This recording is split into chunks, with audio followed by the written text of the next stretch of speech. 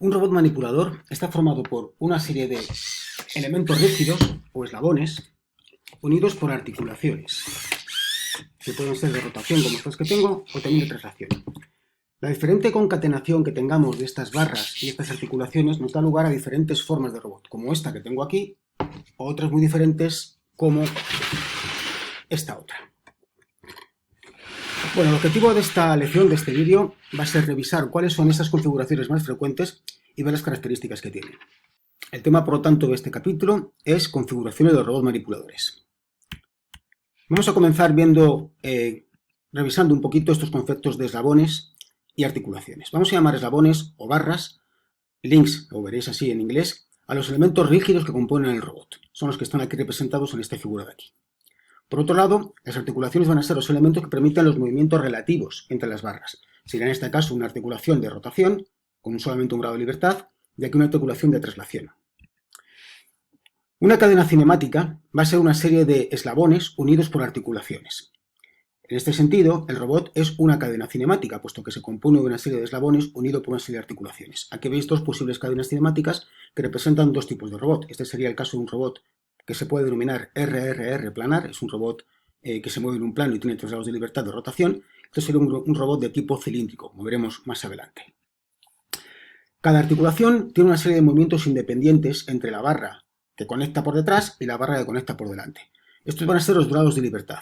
En principio podríamos tener 1, 2 o 3 grados de libertad y estos podrían ser de traslación, rotación, giro o una combinación de ambos. Podríamos tener una articulación que combinase una rotación y una traslación, por ejemplo. Para estudiar esto, vamos a estudiar los movimientos relativos que puede haber entre dos cuerpos que están en contacto, sin perder el contacto. Dos cuerpos que están en contacto, sin separar este contacto, ¿cuántos tipos de movimientos pueden tener?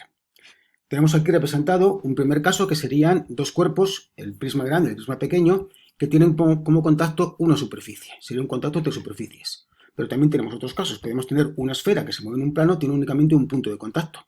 Y un cilindro que se mueve en un plano, tiene únicamente una recta de contacto.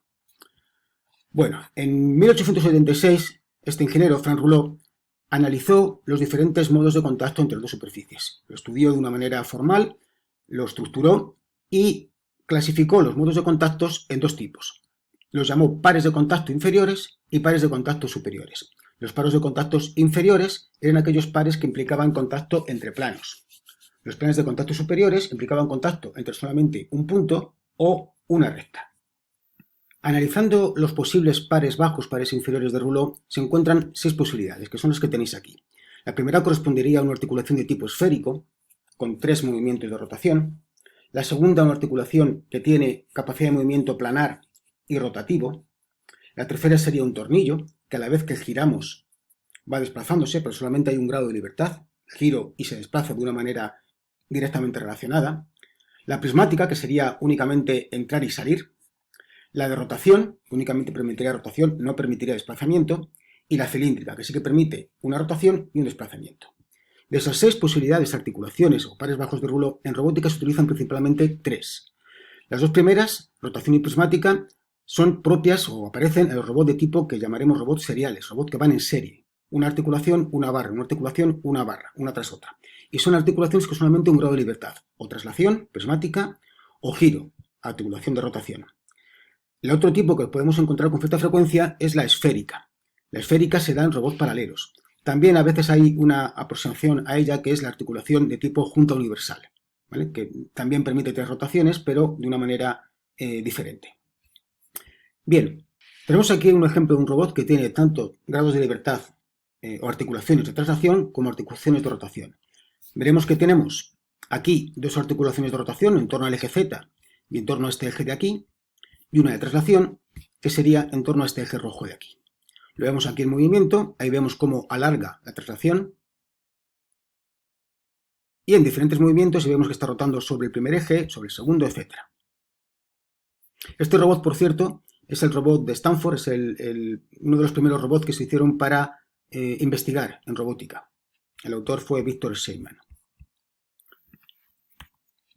Bien, al principio hemos hablado de robots seriales y robots en paralelo. Vamos primero a hablar de lo que es una cadena cinemática abierta. Una cadena cinemática abierta, como esta que tenemos aquí, es aquella en la cual podemos ir de una articulación a otra solamente por un posible camino.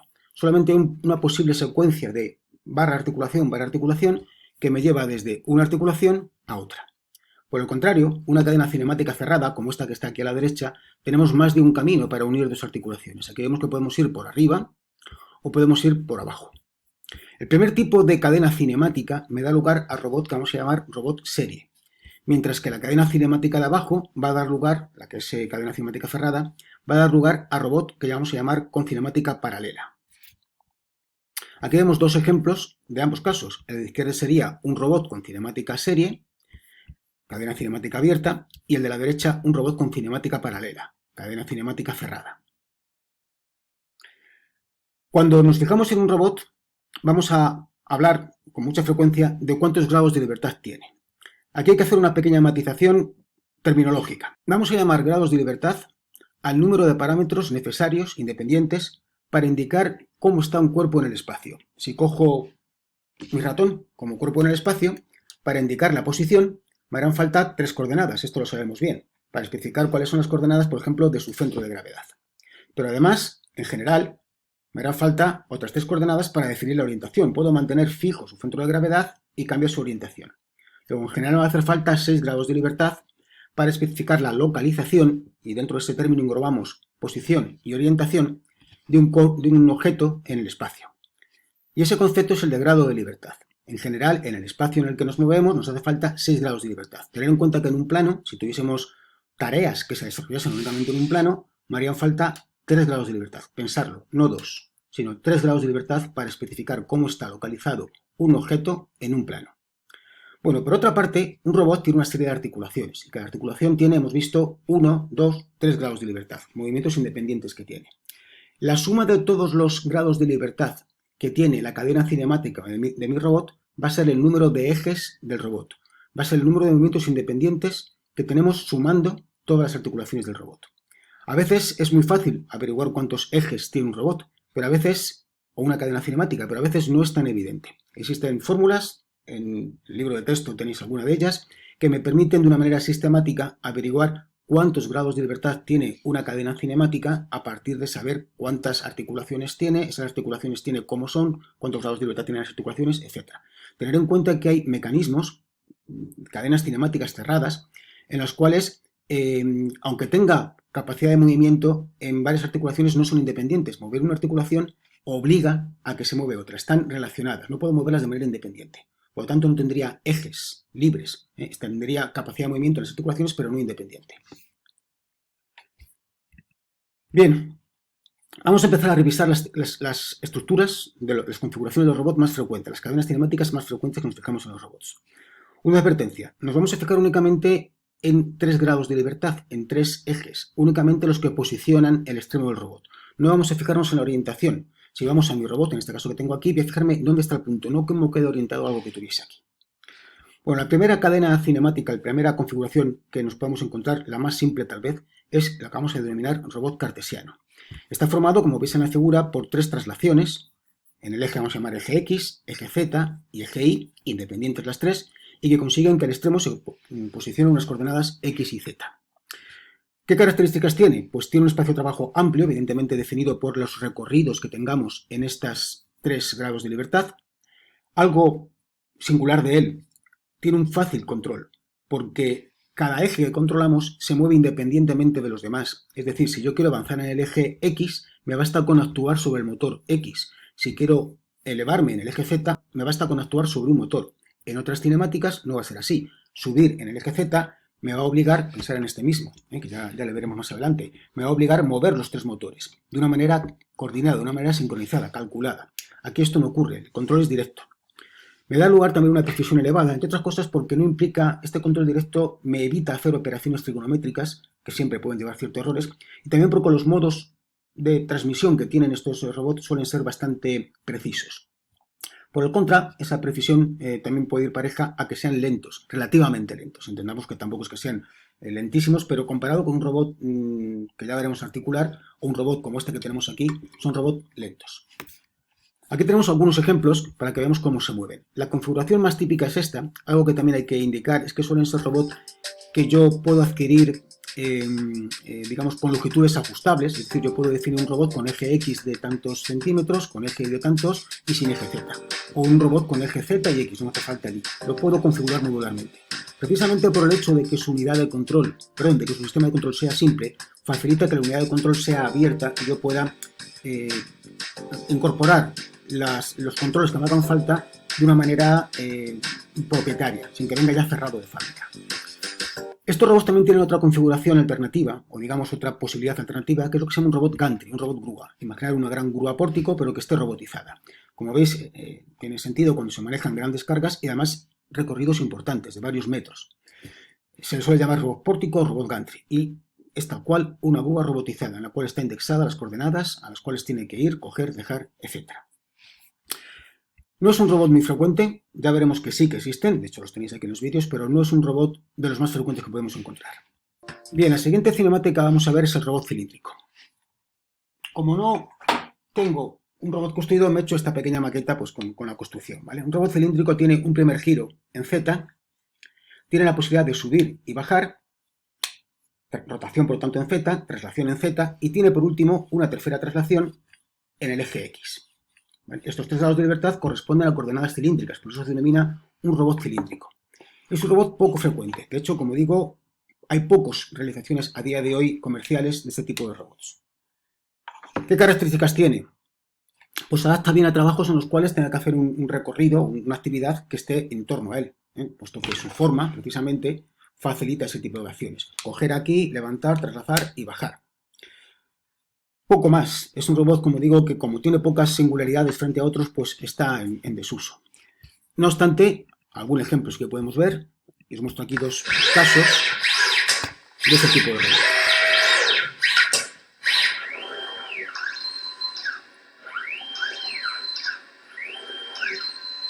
Veis que las tareas que está haciendo se prestan bastante bien a esa dinámica. También la puede hacer un robot de tipo pórtico, un robot cartesiano. Bueno, tercera cinemática, robot esférico. De nuevo es una configuración extraña, o poco frecuente. Motivo por el cual, de nuevo, pues he hecho una maqueta para que veamos cómo es. Tiene coordenadas esféricas, es decir, tiene primero una rotación en torno al eje Z, tendríamos esta rotación inicialmente. Tiene otra segunda rotación en torno al eje X, esta. Y por último tiene una traslación en torno al eje X también. ¿Vale? Entonces son rotación, traslación, RRP, vamos a llamar rotación prismática.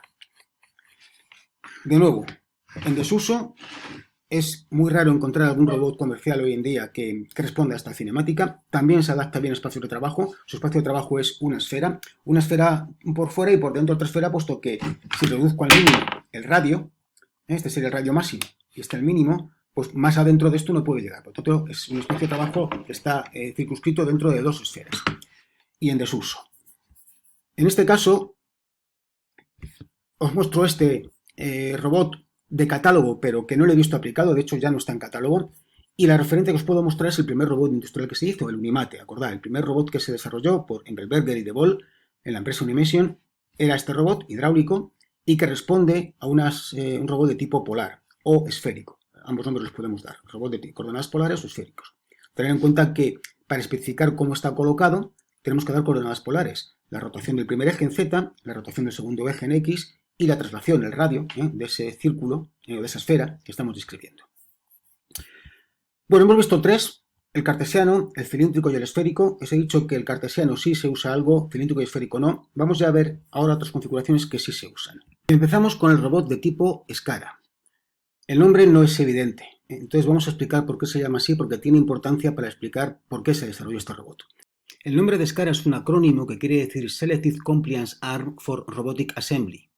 Puede haber en algún otro texto, alguna otra especificación o explicación del nombre, pero las palabras respuestas quieren decir lo mismo. Es un brazo robótico de ensamblado con compliance, vamos a traducirlo como adaptabilidad selectiva. Es decir, que de alguna manera se adapta selectivamente. Es capaz de adaptarse en algunos casos o en algunas situaciones y en otras no. Está formado, vamos a ver aquí, por dos articulaciones rotativas, esta y esta. Por lo tanto sería rotación en Z y una de traslación. En la figura tenéis esta traslación aquí adelante. Podemos encontrarla aquí adelante o también podríamos encontrarla atrás, aquí. ¿Vale? En este caso sería, el que estoy representando, sería prismática en Z, rotación en Z, mientras que en el caso de la figura sería primero rotación en Z y prismática en Z. Cambiaríamos el orden. La más frecuente es la que tenéis en la figura, la que yo os he mostrado en la maqueta es el caso menos frecuente, y nos vamos a centrar en esta. Bueno, ¿por qué surge este robot y por qué se llama así? Bien, pues la cosa viene de lo siguiente. Este robot surge en el año 82, en Japón, y la motivación es esta. Cuando se analizan las tareas de ensamblado de piezas, y se intentan automatizar, se ve que buena parte de las tareas de ensamblado sobre la pieza, sobre esa base de ensamblado, se producen en una única dirección. Vamos a pensar que la dirección en Z, la dirección de arriba a abajo. Ahí están la mayor parte de las acciones de ensamblado. Luego hay unas cuantas que se producen en una dirección perpendicular, estas flechas que han venido por la derecha. Y unas muy pocas ya se producen en otras direcciones variadas. El objetivo de este robot, en principio, es conseguir automatizar este grueso de acciones de ensamblado, las que van en una dirección, concretamente en el eje Z. Y pensando en eso, se empieza a analizar y se empieza a elucubrar cómo debe ser un robot que facilite estas tareas. Cuando hacemos un ensamblado, vamos a suponer que es ensamblar este perno en este agujero. En principio, pues idealmente pensamos que perno y agujero están perfectamente alineados, la tolerancia es la adecuada y esto entraría perfectamente bajando. Pero la realidad no es esta. La realidad que nos encontramos es que, exagerado, pero hay cierto desalineamiento entre el eje y el agujero. ¿Qué ocurre entonces? Pues que cuando bajamos se produce un contacto en el chaflán. Precisamente para eso se ha hecho ese chaflán, ese avellanado, en la pieza y en el agujero. Y ese contacto, puesto que estamos apretando hacia abajo, origina una fuerza de contacto que es esta de aquí, que la podemos descomponer en una componente horizontal y en una vertical. Nosotros estamos apretando para abajo. La componente vertical que me aparece en mi fuerza no tiene capacidad de moverse porque yo sigo apretando para abajo con fuerza. Pero la componente horizontal sí que se desplaza, sí que origina un desplazamiento, porque yo no ejerzo fuerza lateral, estoy apretando hacia abajo. Y en consecuencia, ese desplazamiento hace que mi perno se autocentre en el agujero. Y una vez que está centrado, como sigo apretando, ya baja y se produce finalmente la inserción. Bueno, pues esta es la idea. Yo estoy diciendo que hago esto con mi mano. Bajo, choco, me dejo desplazar y me centro. Consigamos hacer un robot que apriete para abajo y que apriete para abajo sin ceder, pero que sí que ceda lateralmente. Esa es la adaptabilidad selectiva. Se adapta bien en el eje, en el plano XY, pero es muy rígido en el plano Z. Este robot del tipo SCARA tiene esa característica. Digamos que si lo tengo aquí, imaginar mis motores activos y hago fuerza lateral, va a ceder, no es que se vaya a quedar loco, aunque sí que existe la capacidad en algunos robots de desactivar los motores y dejarle que quede suelto en el plano XY. Sin embargo, el eje Z, ahora veremos algunas de las causas, es muy rígido. Cuando dice que baja o que sube, baja o sube. Es muy difícil vencer esa fuerza. Bien, para que veamos esas causas, vemos un poquito, he cogido esta maqueta hecha en esta página web, Automatic Artisan, porque se ve bastante bien los ejes. Fijaros en lo siguiente, fijaros cómo el eje X e Y, las rotaciones que se mueven en el plano XY, es decir, esta rotación y esta rotación, se hacen con motores. Imaginar que yo lo estuviese empujando lateralmente a mi robot, estos motores tendrían que vencer mi par, ¿vale? Y tenemos una palanca, un brazo, que amplifica la fuerza que yo hago para que esos motores contrarresten. Sin embargo, fijaros en el eje Z. El eje Z está hecho con un usillo de bolas. Un usillo de bolas, que lo podéis ver ahí en la figura, es muy rígido, es muy difícil, el que no es reversible. Yo, si giro, sí que el usillo va a avanzar, sí que la tuerca va a avanzar.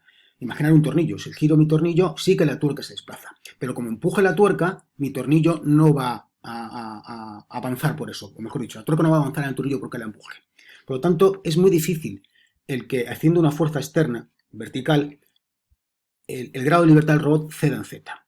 Se produce, por lo tanto, una adaptabilidad, una capacidad de ceder ante esfuerzos exteriores relativamente alta en el eje, en los planos XY, los ejes de rotación 1 y 2, y muy pequeña en el eje Z. Esa es la adaptabilidad selectiva y esa es la cosa del robot SCARA. Inicialmente el robot SCARA tiene ese concepto. Evidentemente se está utilizando para otras muchas cosas. porque entre otras cosas las tareas de ensamblado no son tan frecuentes. Pero, por ejemplo, las tareas de coger y dejar sí son frecuentes. El robot tipo Scara, que le veis aquí, movimiento, una característica fundamental que tiene es que es muy rápido. Hasta hace unos años era el tipo de robot más rápido que existía, ¿eh? Ahora está superado, ahora veremos con qué, pero es un robot muy rápido. Tiene un campo de trabajo bastante definido, porque es el alcance de sus dos brazos, el primer y segundo brazo, eso es lo máximo que puede alcanzar, y cuando se recoge, pues hasta donde llegue el segundo brazo, quitando limitaciones de giro, pues hasta donde llegue este círculo de aquí, sería el círculo interior que puede llegar. Entonces el campo de trabajo es una especie de cilindro, con otro cilindro dentro que acota la zona interior y con la altura definida por la traslación en Z. Como os decía, podemos encontrar, como se ve aquí, con la traslación en Z al final, rotación, rotación, traslación, o con la traslación en Z al principio, traslación, rotación, rotación, como sería este caso, o como este que se me aquí, ¿no? En el cual primero vamos a subir y bajar, y después vamos a poder marcar el punto en el plano X. Bueno, siguiente tipo de robot, el robot articular. Es el que os presentaba al principio del vídeo. Este robot de aquí. Todos los grados de libertad son de rotación. Nos quedamos con los tres primeros, ya digo que estamos trabajando únicamente con tres, este robot tiene 6, pero nos quedamos con los tres primeros, este y este. Como tiene un cierto parecido al brazo humano, bueno, pues estos son rotación en Z, rotación en X y rotación en X. ¿Vale? Digo, como tiene un cierto parecido con el brazo humano, pues a veces se le llama también robot antropomórfico, de forma antropomórfica, pero bueno, el nombre, vamos a decir que se admite de forma más formal, es articular. 3 rotaciones, características del robot, tiene un gran campo de trabajo, puede llegar muy lejos, define una esfera por dentro y otra por fuera y otra por dentro, y define otra esfera. Es muy versátil, se adapta a todo tipo de tareas. Le vamos a encontrar haciendo ensamblado, pintura, soldadura, paletizado, todo tipo de tareas, y es por ello el más frecuente. Es el robot que, ahora veremos números, más frecuentemente vamos a encontrar con diferencia.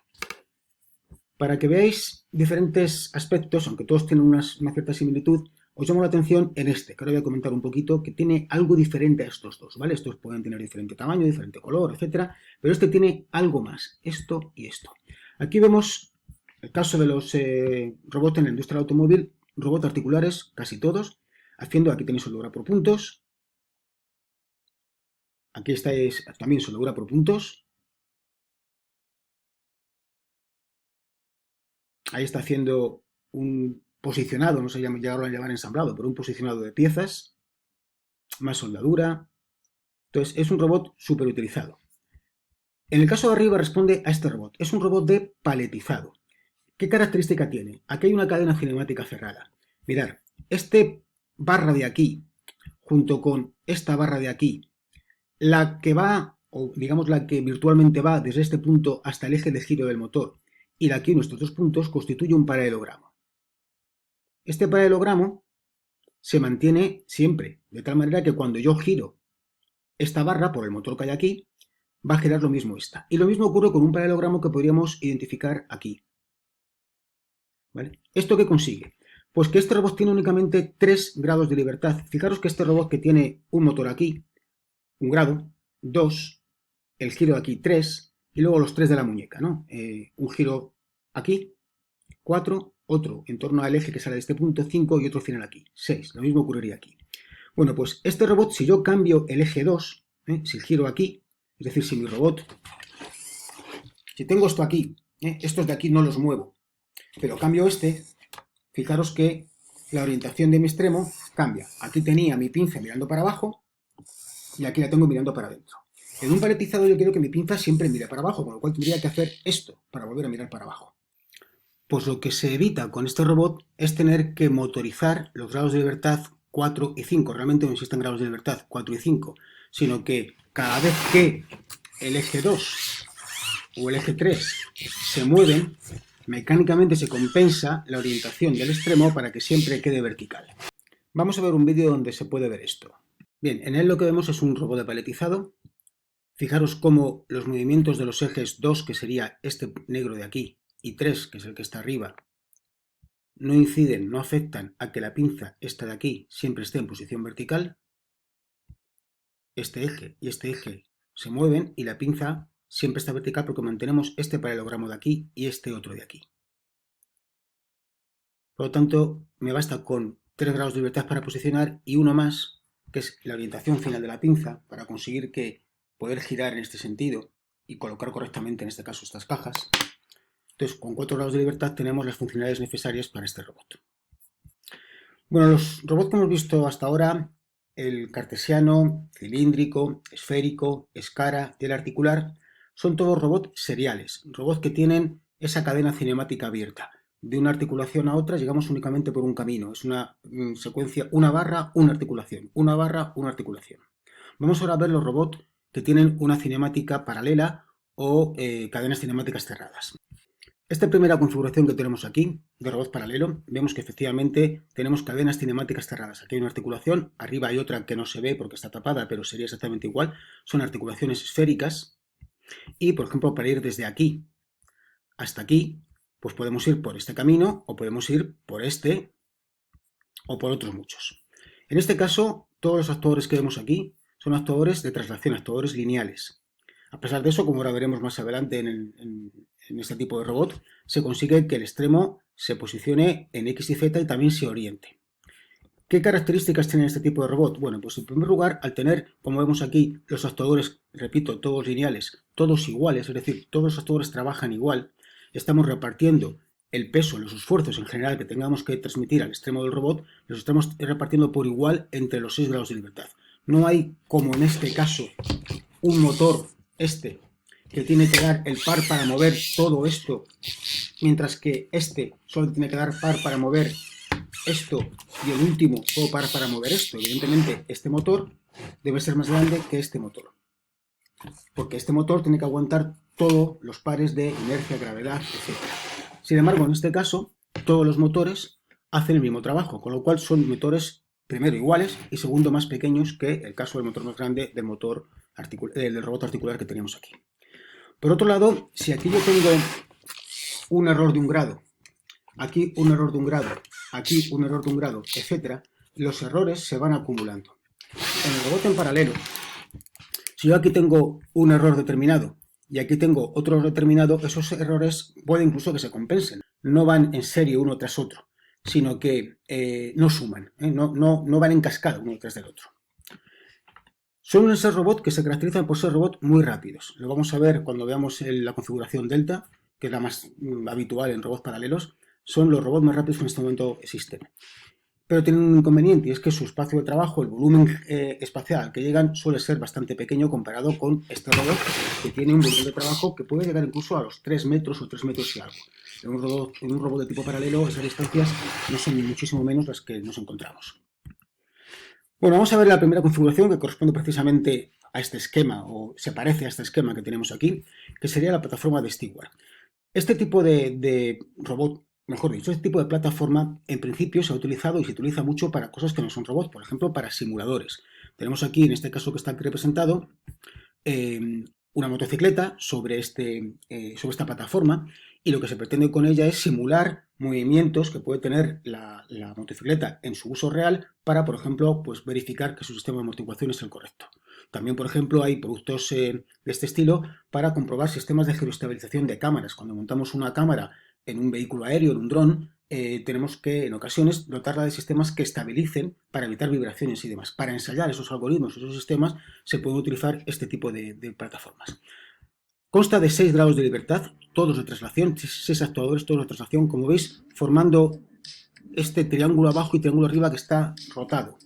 Es decir, tenemos 3 vértices abajo y 3 vértices arriba desfasados. Y cambiando las longitudes de estas barras, conseguimos que el extremo cambie en X, en Y y en Z y cambie también en orientación, en actitud. Vamos a verlo en paralelo en este otro vídeo.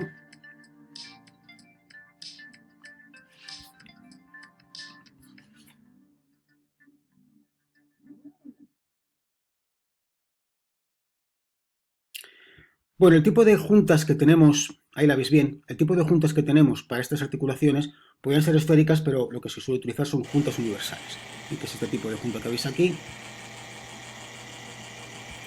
¿vale? En la cual conseguimos un giro y otro giro. combinando adecuadamente esos 3 giros y quitando algún punto singular, algún punto conflictivo que podemos tener, conseguimos esa libertad de movimiento en 3 giros en ejes que se cortan en un punto.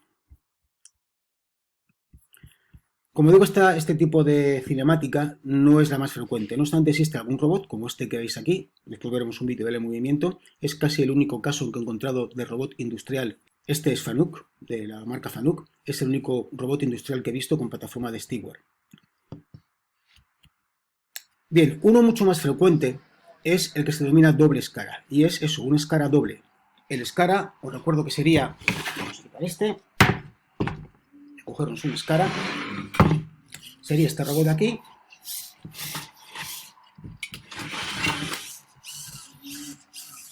pero digamos que sale el equivalente por el otro lado y se junta en el extremo. ¿Qué ventaja tiene ese robot doble escara frente a este? Bueno, aquí tenemos este giro en este motor y este giro en este motor.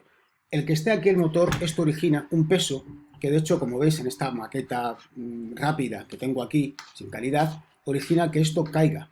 Esto se compensa evidentemente con unas buenas articulaciones y demás, pero en todo caso aquí tenemos una masa que hay que mover con inercias, con sus inercias que hay que mover, que da problemas. Con esa configuración los dos motores están atrás. Uno aquí y el otro aquí. Estos elementos de aquí no hay motor, son pasivos, únicamente la articulación, pero no está actuada. Los actuadores están atrás. Los actuadores son motores que pesan y ese peso hay que intentar echarle atrás. Lo veremos en el siguiente capítulo cuando hablemos de transmisiones. Entonces, de esta manera conseguimos poner atrás los motores y eliminar los problemas derivados de que tengamos masas hacia adelante de la estructura. Es un robot que sí que existe comercialmente y lo podemos encontrar bien. Bueno, y el más frecuente de todos, los robots paralelos, es el robot tipo Delta. El robot tipo Delta parte de una patente del Instituto Politécnico Federal de Lausanne, del EPFL, del 1980. Ahora os pongo un vídeo en el cual se cuenta un poco ese proceso de desarrollo de este robot. Y se caracteriza por ser el robot más rápido, el tipo de robot más rápido que en este momento podemos encontrar. Su campo de trabajo es muy reducido, cubre pues, una especie de casquete esférico en la parte de abajo, pero, y como veis trabaja de arriba a abajo, pero aborda muy bien tareas de coger y dejar, de pick and place, de coger y dejar, como estamos viendo en este vídeo. Tiene 3 motores rotativos y con 3 motores rotativos consigue posicionar en X y Z. Este robot es este. Con mis 3 rotaciones, que están aquí arriba, los motores están de nuevo arriba, no molestan, no cargan nada del robot, en ningún actuador del robot tiene que aguantar el peso de los motores, están sujetos por la propia estructura. Con estos giros conseguimos cambiar en X, en Y y en Z. No conseguimos cambios de orientaciones. Aquí se produce algún cambio de orientación porque hay un poco de holgura, este giro, hay un poco de holgura en mis uniones.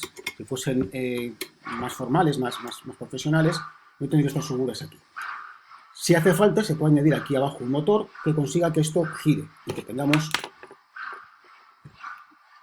esto, que tengamos un giro más aquí para orientar. Pero en principio es un robot como el escara, para trabajar en X, Y y en Z. Como veis ahí, tiene características de ser muy rápido, tiene muy bajas inercias, las masas están arriba, esta estructura es muy ligera, con lo cual apenas tiene que mover peso y consigue esas prestaciones de alta velocidad. Bueno, voy a mostraros este vídeo en el cual se narra un poco la concepción de estos robots paralelos. Este diseño que hemos visto es la configuración clásica con 3 grados de libertad de rotación, con 3 actuadores de rotativos que se transforman en grados de libertad de traslación, pero hay otras, como veis en esta primera figura que se ve aquí, estos grados de libertad son de traslación. Este señor es el profesor Clavel, que fue el que desarrolló este primer modelo. Está en francés, voy a dejar el audio, pero está subtitulado en inglés también. Visite de nos assistants dans une usine de chocolat, ça devait être à Bro, c'était d'ailleurs en automne 84. Et lorsqu'il est arrivé le lundi matin à la pause café, il nous a dit mais on fait des robots à haute cadence, quand on voit toutes ces personnes qui font ce travail pénible, il faut absolument qu'on fasse un robot, et voilà où est partie l'idée de faire ce robot Delta. Vous avez ici la plateforme, 3 moteurs ou 3 actionneurs qui sont donnés ici, les bras et un système de transmission ici. Et l'astuce de ce robot, c'est que la sortie suit toujours une translation. Les moteurs sont en rotation, mais la sortie est toujours en translation, ce qui permet de prendre une pièce là, ou un chocolat, et de le déposer dans son emballage. Alors le dernier né, le Direct Drive, a ceci de spécifique, c'est qu'en réalité, si vous regardez ici, on a le bras, on va dire, l'actionnement. Alors, dans un système d'entraînement direct, ceci est uniquement un moteur avec son arbre et on fixe le bras sur cet arbre. De cette manière-là, on a un robot qui peut être extrêmement dynamique. Il est très peu bruyant par le fait qu'il n'y a aucun engrenage, aucune courroie, rien du tout. Il est aussi très facile à entretenir. Et puis en termes de dynamique, on va dire que le robot qui vient d'être fait à présent avec l'entreprise Bosch Packaging Technology, eh bien ce robot, avec du matériel, on va presque dire standard, atteint des accélérations de plus de 15 G dans une application de pick and place. Et puis si on veut le monter à 20 ou 30 G, ça ne sera pas si facile, mais c'est tout à fait possible. C'est un prototype industriel et probablement le plus rapide du monde. Si maintenant on va dans les domaines, dans les laboratoires, là il y a une petite course à l'accélération. Par exemple, on a un Direct Drive qui est plus petit, avec lequel on atteint 70G, voire 90G. Nos collègues de Montpellier, avec qui on interagit beaucoup, ont une version, c'est pas tout à fait un Delta, mais qui atteint les 100G. Alors il y a une petite course aux 100G, mais ça c'est pour le, comment dire ça, c'est pour le fun, mais en termes industriels, ça sert strictement à rien. On va dire que depuis 1986, depuis que ça a commencé à être connu, le Delta a eu énormément de variantes. Par exemple, vous avez celui-ci sans Delta, mais avec des actionnements de translation, qui ont un comportement un peu différent, qui ont un volume de travail un peu différent. Il y en a eu d'autres qui étaient plus petits, d'autres avec une disposition où les trois actionneurs ne sont pas à 120 degrés, comme c'est le cas ici. Et donc on peut dire que ce delta a amené tous les chercheurs à sortir du 6-axes habituel, de la plateforme de Stewart comme on dit habituel, donc le simulateur de vol si vous voulez, et ça a très très sérieusement ouvert le champ de recherche dans les robots parallèles.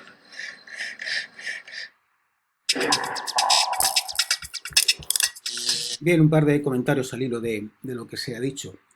En primer lugar, ha hecho varias veces referencia a que el robot es de accionamiento directo. Esto quiere decir que el robot está directamente, la salida del eje del motor está directamente acoplada a la barra, al primer elemento rígido. No hay transmisiones. Eso, como ha indicado, le hace ganar en velocidad, le quita cargas, rozamientos a mover y es algo interesante. Los robots tipo Delta y algún robot tipo Scara son robots con accionamiento directo, sin reductores y sin transmisiones, eje directamente acoplado a lo que se mueve, por lo menos alguno de los ejes. Por otro lado, este es el robot tipo Delta convencional, ha dicho que hay otras variantes. Existe algún robot tipo Delta en lugar de con 3, con 6 motores. En esos casos la plataforma, esta de aquí, además de posicionarse en X y Z, se es capaz también de orientarla. ¿Vale? Pues sigue teniendo 6 motores, no 3 como tenemos aquí. No es un robot muy frecuente, es más bien un robot de tipo experimental, no comercial o para alguna aplicación muy específica. Bueno, por un poco aglutinar toda esta información. Como os he dicho, hay algunos robots que están en desuso. El robot esférico ya no se encuentra. Lo mismo pasa con el robot cilíndrico. Son robots que ya no se comercializan. Viendo números, vemos que estas son las ventas de robot en España en el año 2016 y vemos que claramente el robot que más se vende es el robot articular, este tipo de robot. Después tenemos los robots paralelo, como el Delta, y el robot Scara, materialmente igualados. Estos dos robots en segundo lugar. Y luego algún caso de robot cartesiano. Son aplicaciones muy concretas las del robot cartesiano. Entonces, la mayor parte de los robots que nos encontramos hoy en día son articulares, Scaras y Deltas. Un concepto que viene ahora un poco a colación para tener en cuenta. Estamos hablando de robots, hemos hecho alguna referencia a que para posicionarnos en el espacio me hace falta 3 grados de libertad, pero para orientar otros 3, con lo cual si yo quiero, vamos a usar esto, quiero orientar este sistema en el espacio y posicionarle, una vez posicionado me hace falta, con 3 grados me hace falta otros 3 para orientarle. Entonces, en general me hacen falta 6 grados de libertad para posicionar y orientar un robot en el espacio. Bien, pero puede haber ocasiones en las cuales tenga más grados de libertad que esos 6 que me harían falta, 7 por ejemplo, 8 o incluso en algunos casos muchos más, 20 y tantos, 30. Vamos a justificar un poco o hablar un poco de ese concepto. ¿Por qué podemos tener más número de ejes, más capacidades de movimiento en el robot que el número de grados de libertad del espacio en el que nos movemos? Pues un primer motivo puede ser para ganar accesibilidad. En este caso, para llegar a este punto de aquí, fijaros que estamos pintándonos un robot en un plano, 2 dimensiones, y el extremo es un punto, con lo cual no hay orientación. Me bastaría con 2 grados de libertad para posicionar el extremo de un robot en este punto. Pero tenemos un obstáculo de por medio. Si yo intentase llegar a este punto sin esta barra, únicamente con este giro y este giro, llevando este extremo aquí, me encontraría con que choco con el obstáculo. Entonces, para ganar capacidad de acceso, para poder colocarme mejor evitando obstáculos, he añadido un grado de libertad. Ese es un motivo. Tengo más grados de libertad, tengo redundancia, con un motivo o buscando cubrir una mayor accesibilidad a puntos. Otra justificación es ganar campo de trabajo. Imaginemos este robot, pero pensemos únicamente con 3 grados de libertad, olvidemos la orientación, ¿vale? Yo puedo tener, en principio, con 2 grados de libertad, con este y este, no hago este giro, lo olvido, con estos dos, puedo cubrir un espacio de trabajo, que es el que me venga definido pues, con estos movimientos. Pero no podría llegar más lejos. Sin embargo, si le permito desplazarse con un eje lineal, aumento considerablemente el espacio de trabajo. Pues en este caso, esta redundancia, este grado de libertad más, me permite llegar a este punto de esta manera, o desplazando esto a la derecha y cambiando los ángulos, podría llegar de diversas maneras al mismo punto, lo hago para ganar campo de trabajo. Ambas situaciones, sobre todo esta, la encontramos con cierta frecuencia en en las instalaciones de robots industriales. Y son situaciones en las cuales buscamos ex professo el dotar al robot de redundancia, es decir, construimos o conseguimos que un robot tenga redundancia porque nos interesa. Al hilo de esto, podemos decir que hay ocasiones en las cuales esa redundancia la busco, digamos, a propósito y la tengo siempre. Pensemos en este robot que sería un tipo Scara, en el cual tenemos la rotación, vamos a nuestro Scara, tenemos esta rotación, y luego teníamos la traslación en Z. Pero en este caso, esa traslación en Z, que está representada con el eje prismático 1, la tenemos duplicada en P1 y P4. ¿Vale? Podemos, por lo tanto, llegar a este punto bien subiendo y bajando aquí, o subiendo y bajando aquí. Tenemos esa redundancia. Podemos hacer una cosa de varias maneras. En este caso, esta redundancia ocurre siempre. Esté donde esté, en cualquier zona del espacio de trabajo, puedo subir y bajar con el eje de atrás, o lo puedo hacer con el eje Z adelante. Esa redundancia es global. Pero en otros casos, resulta que me encuentro la redundancia sin que yo la quiera. Imaginemos este robot que responde a un robot polar como aquel primer Unimation. Fijaros que el giro R4, este giro de aquí, y este giro R6, los dos, R4 y R6, hacen lo mismo. Voy a intentar reproducirlo aquí. Este giro y este giro hacen lo mismo. De hecho, podría girar esto de en medio. En este momento estoy girando este eje y este eje. Estoy haciendo un movimiento de un motor, realmente de 2 motores, sin que el extremo cambie en nada, ni en posición ni en orientación. Esta redundancia es una redundancia que en este momento es redundante porque me sobran grados de libertad, me sobran actuadores. Pero si me pongo así, yo no puedo hacer esto. Si giro esto, no es lo mismo que si giro esto. Solamente ha ocurrido cuando estábamos en esta situación. Aquí ya no ocurre. Esta es una redundancia local y se dan en determinadas situaciones que son puntos singulares que no son deseables, porque en ese momento tener en cuenta que mis algoritmos de control tienen que decidir, cuando estoy aquí, tienen que saber que si giro así tengo que compensar el movimiento aquí, o si tengo que hacer este giro, decidir, y estamos hablando de un programa que tiene que decidir si gira así o si gira así. Si quiero que mi pinza se oriente de una manera determinada, lo puedo hacer así o lo puedo hacer así. Entonces, esa doble o múltiple posibilidad para adoptar una configuración final es una redundancia local que se da en determinados puntos dentro del espacio de trabajo, aparecen de repente, veremos cómo se calculan, y no son deseables. Redundancia global y redundancia local. Bueno, por último, para acabar, voy a mostraros en unos cuantos vídeos ejemplos de robots industriales de las configuraciones que hemos visto moviéndose. En esta primera es un vídeo que muestra comparativamente la velocidad de un robot Scara con un robot Delta, de estos dos. A ver si entran en mi imagen los dos. Bueno, pues igual ponemos así. El Scara frente al Delta, ¿vale? Fijaros en la tarea. Esta es una tarea de demostración. Está en una cinta transportadora sin fin que no para de dar vueltas, cogiendo unas galletitas de una cinta y poniéndolas en la otra cinta. De una cinta a la otra se está pasando. Vais a ver que no se acumulan, es decir, a la vez que el robot Delta deja galletas, el robot Skara las deja en la otra cinta. Pero fijaros que hay un truco, hay una observación a tener en cuenta. El robot Delta las coge de una en una y el robot Skara las coge de dos en dos. Luego el robot Delta va el doble de rápido en este vídeo que el robot Skara.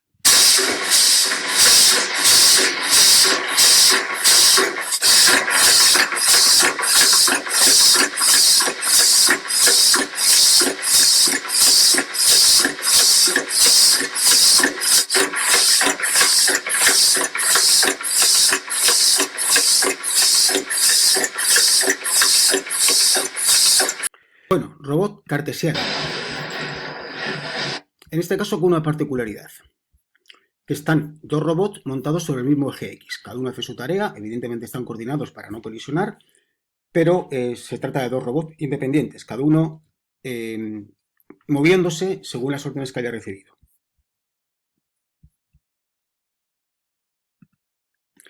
En este otro caso, sin embargo, que estamos hablando de un robot articular, tenemos una situación en este sentido diferente. Aquí tenemos un robot articular, este vídeo ya es antiguo, será de los años 85-90, es un robot de soldadura por arco. Es un robot que tiene solamente 5 grados de libertad. De estos 6 que tendría típicamente un robot articular,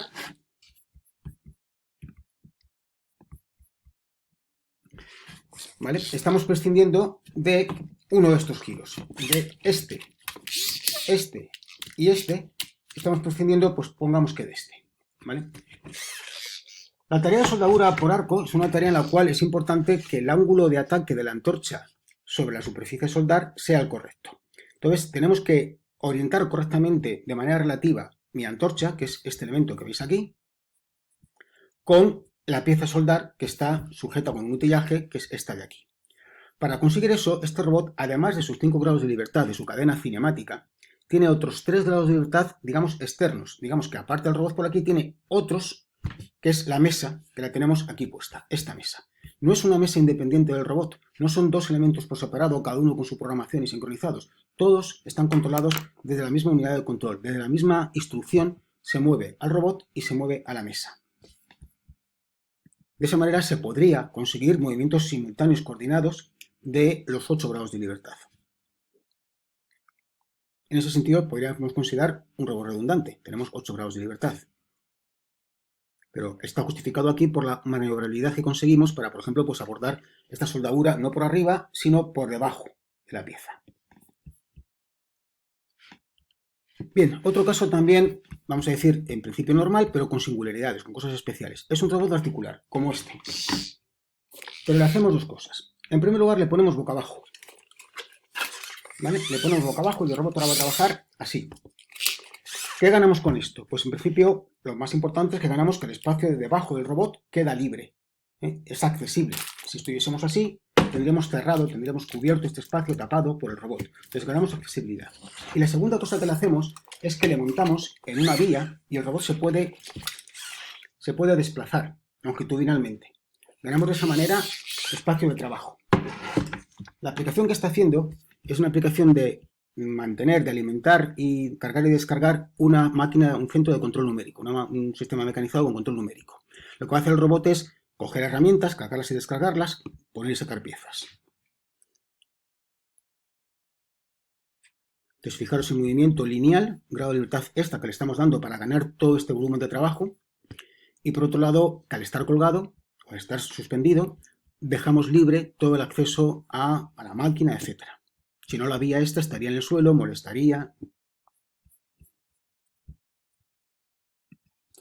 Bien, aquí tenemos el caso de una plataforma de Steward. Esta configuración paralela que decíamos que no es muy frecuente, pero que la podemos encontrar en un caso concreto, es un robot Fanuc que en su momento estaba en catálogo. Ya la verdad es que hace tiempo que no lo veo, desconozco si lo siguen vendiendo, pero no lo encuentro en la red.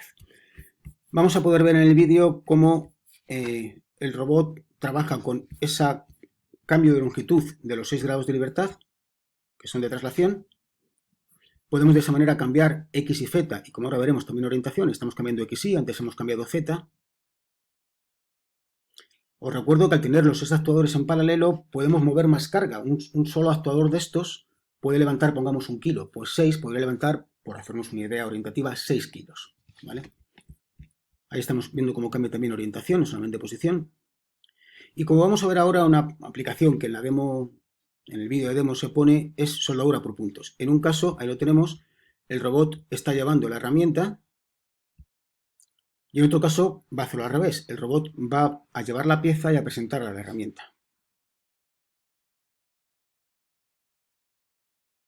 Ahí lo tenemos. Esta es la herramienta, las piezas de soldadura, y esta es la pieza que la presenta la herramienta.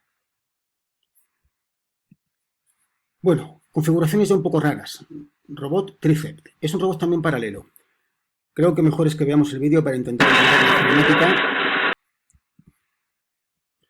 Son 3 grados de libertad de traslación. Ahora lo vamos a ver colgado desde arriba. Podéis un poco entender con este esquema de su logotipo. Estas barras entran y salen, cambian su longitud y con eso cambia la posición del extremo en X, Y y en Z. Además tiene, como veis aquí, un actuador, un grado de libertad adicional o unos grados de libertad adicionales para cambiar orientación. Pero cambiando estas longitudes es con lo que consigue que se posicione el extremo. El robot queda colgado, queda suspendido y también en este caso pues parece que tiene un útil de demostración para un poco comprobar posicionamiento y demás. Es un caso muy particular, no son robots frecuentes. Y el último que os muestro es una variante del delta, se la suele llamar delta pi, y serían esos casos en los cuales los grados de libertad, los actuadores, consiguen hacer un movimiento de traslación en lugar de rotación. Veis que estamos subiendo y bajando. Aquí está comprobando un poco que es suficientemente preciso como para tocar una superficie plana. Esta configuración en este caso está haciéndose un poquito popular para algunos tipos de impresoras 3D, que en lugar de hacer la típica impresora basada en un robot cartesiano con X y Z, pues se está haciendo en algún caso con robot de tipo delta pi. En este vídeo hemos visto las diferentes configuraciones que puede adoptar el robot manipulador. También sus principales características, ya hemos revisado los conceptos de grados de libertad y de redundancia global y local. Ahora, cuando veáis un robot industrial manipulador, podréis indicar que es un robot de tipo escara, un robot de tipo delta o es un robot de 4 o 6 grados de libertad.